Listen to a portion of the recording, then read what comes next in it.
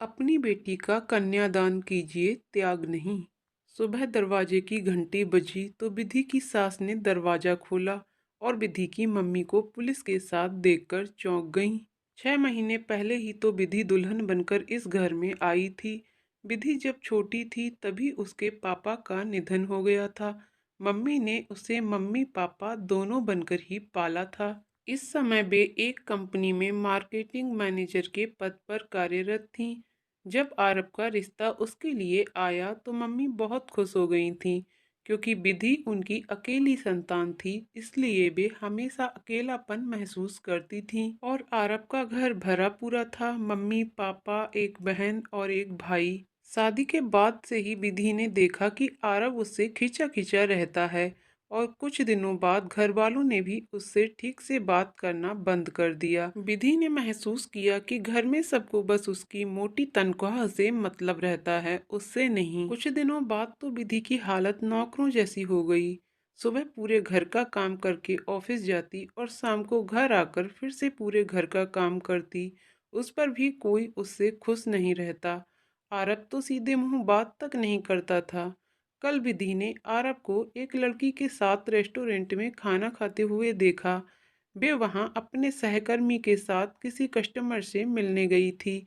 उसने आरब और उस लड़की की फोटो खींच ली। बहुत सोचने के बाद कल शाम जब आरब ऑफिस से घर आया तो विधि ने उससे उस लड़की के बारे में पूछा तो आरब ने कहा वह उस लड़की से प्यार करता है, पर घर वालों ने विधि से उसकी शादी जबरदस्ती करवा दी। विधि को उसकी बात सुनकर गुस्सा आ गया तो उसका और आरब का बहुत झगड़ा हो गया और आरब ने गुस्से में सबके सामने उस पर हाथ उठा दिया।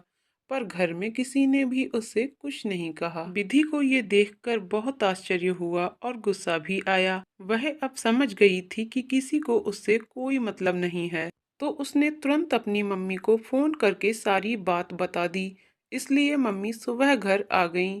मम्मी ने विधि से कहा जा अपना सामान लेकर आ। सब लोग उनको समझाने लगे कि वे विधि को ऐसे नहीं ले जा सकती हैं, विधि उनके घर की बहू है। पर विधि की मां नहीं मानी। विधि की सास बोली, विधि हमारे घर की बहू है, आपने इसका कन्यादान कर दिया है, अब ये हमारे घर की सदस्य है। विधि की मम्मी गुस्से से बोली, हाँ कन्यादान किया था ताकि ये अपना एक घर परिवार बना सके और आपके घर को संभाल सके, इसलिए नहीं कि आपका अत्याचार सहे। मैंने कन्यादान किया था पर अपनी बेटी का त्याग नहीं। ये आपके घर की बहू रहे ना रहे, पर मेरी बेटी हमेशा रहेगी। और विधि का हाथ थामकर घर से बाहर निकल गईं और जाते हुए इंस्पेक्टर से बोल गईं, इंस्पेक्टर साहब अब आप देख लीजिए इनका क्या करना है।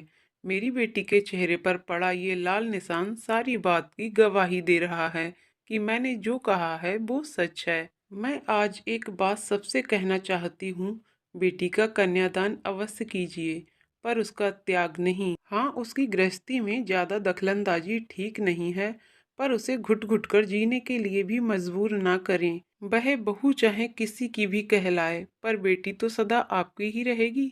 लेखिका भावना भट्ट जी। दोस्तों, आपको कहानी कैसी लगी कमेंट करके ज़रूर बताइएगा। कहानी पसंद आई हो तो वीडियो को लाइक शेयर करें और चैनल को सब्सक्राइब करें। वीडियो को पूरा देखने के लिए बहुत बहुत धन्यवाद दोस्तों।